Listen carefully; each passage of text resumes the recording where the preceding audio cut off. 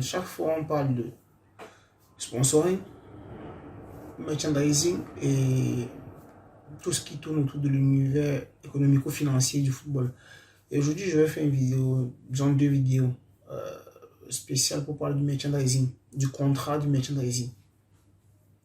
Tout simplement, c'est un contrat qui comprend deux parties, le merchandisor et le merchandisee. Le merchandisor, c'est tout simplement la personne qui accorde l'utilisation de sa marque distinctive. Et le merchandisee, c'est celui qui verse une contrepartie financière pour utiliser la notoriété de l'autre. Alors, donc, comme vous avez compris, dans ce type de contrat, le protagoniste est une marque et qui, dans le cas du sport, est très connue en fait.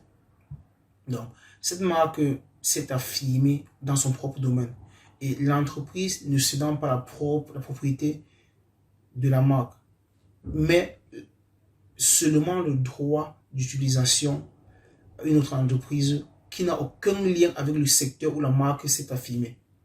Donc, il n'y a pas, on ne cède pas le droit d'utiliser, on ne cède pas la propriété de la marque, juste le droit d'utiliser la marque. Donc, il y a une exploitation de la valeur de la marque qui est évocatrice. Disons que la marque qui a normalement pour fonction de distinguer l'entreprise productrice est utilisée dans le cas du sport avec deux marques sur le produit. Donc, il y a l'une sportive avec une fonction évocatrice qui évoque des valeurs et l'autre avec une fonction distinctive du producteur connu, qui est connu. Donc, il faut rappeler qu'il est donc nécessaire de souligner la distinction entre les deux marques. Disons que il faut rappeler que jusqu'en 1992, un tel contrat n'était pas considéré comme licite. Ensuite, il y a eu des tournants, il y a eu une loi qui a été faite sur les marques, qui a été l'élément, disons, décisif pour obtenir l'enregistrement de la marque et la reconnaissance de sa protection en exercice d'une activité commerciale et l'utilisation de la marque à l'intérieur de celle-ci. De plus, la marque ne pouvait pas être transférée sauf en cas de transfert de l'entreprise. L'objectif de toute cette disposition était de garantir aux consommateurs une présence légitime des caractéristiques de qualité attribuées à l'entreprise productrice. Le signe distinctif est reconnu et protégé en tant que bien en soi. De nos jours, le contrat de merchandising est également protégé par le code de propriété industrielle. Et rappelons que le merchandising a très souvent un contrat qui est confondu avec la licence d'utilisation. Et je vais essayer de lever l'équivoque sur cette confusion. Parce que le contrat, disons que la licence d'utilisation, c'est un contrat typique par lequel le titulaire d'une marque accorde à un tiers l'utilisation d'un signe distinctif particulier de la grande notoriété pour la réalisation de produits commerciaux de la même classe de marchandises que ceux produits par le titulaire de la marque lui-même. Voilà la différence. Dans le merchandising, on utilise pour un secteur différent du secteur de prédilection de la marque. Donc, évoquons maintenant les types de merchandising. Il y a deux grands types de merchandising. En anglais, ce qu'on appelle le caractère merchandising et le corporate merchandising. En français, c'est tout simplement le merchandising du personnage et le merchandising d'entreprise. Donc, le merchandising de personnage qui est le caractère merchandising. C'est quoi en fait? C'est la reproduction d'un nom ou d'une image, d'un sujet qui est devenu célèbre, d'un sujet ou d'une personne, je veux dire, qui est devenu célèbre, sur des produits qui sont destinés à la vente pour promouvoir leur diffusion.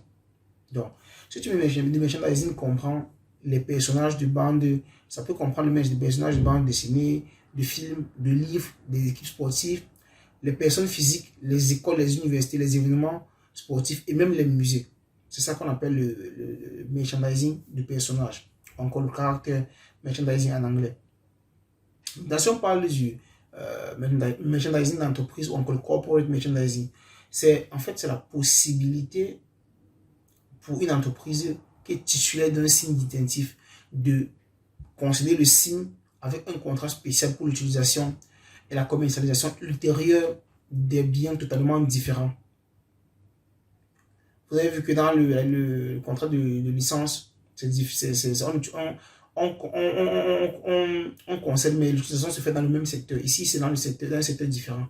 Donc, il faut dire que le merchandising d'entreprise se regroupe en propriété de statut, avec des marques qui fournissent une image de luxe et de richesse, comme par exemple les Gucci, Louis Vuitton et j'en passe. Et ça peut aussi être des propriétés de personnalisation. Ce sont des marques qui évoquent un style de vie avec une vitesse, par exemple, comme la Ferrari. Plus à l'avant, on peut aussi avoir des propriétés de popularité, avec des marques qui sont devenues célèbres et qui sont largement répandues parmi le public et les consommateurs, comme par exemple la Coca-Cola. Disons que les sociétés sportives peuvent être qualifiées d'entreprises et ne doivent pas se limiter à l'enregistrement du signe distinctif uniquement pour le service de divertissement sportif. Mais les sociétés sportives doivent étendre le champ d'application à une variété de produits. Passons maintenant au cours de la propriété industrielle. Il faut dire qu'il faut évoquer trois grands points. Le premier point, c'est que tous les signes susceptibles d'être représentés graphiquement et de distinguer sont enregistrables comme des marques commerciales.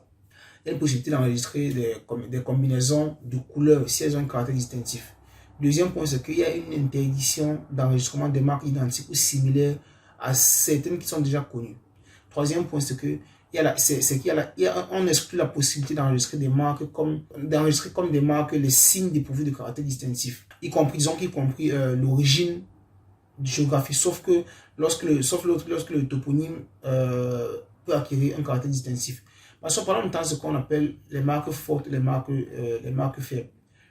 Disons que les marques fortes sont les marques non seulement celles de fantaisie, mais aussi celles avec des mots du langage courant et ces marques acquièrent une valeur particulière de distinction. Les marques fortes bénéficient d'une protection totale et complète, absolue, qui interdisent toute imitation, ce qu'on appelle les marques fortes. Les marques faibles ne coïncident pas parfaitement avec les marques simplement descriptives des produits. Ce qu'on appelle, il y a une protection partielle. La différence entre les deux types de séries, les marques faibles ont une protection partielle. Par contre, les marques fortes ont une protection totale.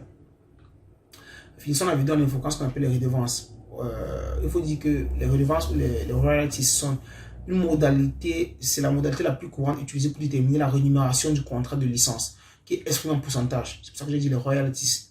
Et il faut dire ainsi, par le biais de celle-ci, les sociétés peuvent générer des revenus sans effectuer d'investissement, mais elles perdent le contrôle sur la qualité du produit de l'entreprise à laquelle la marque est cédée.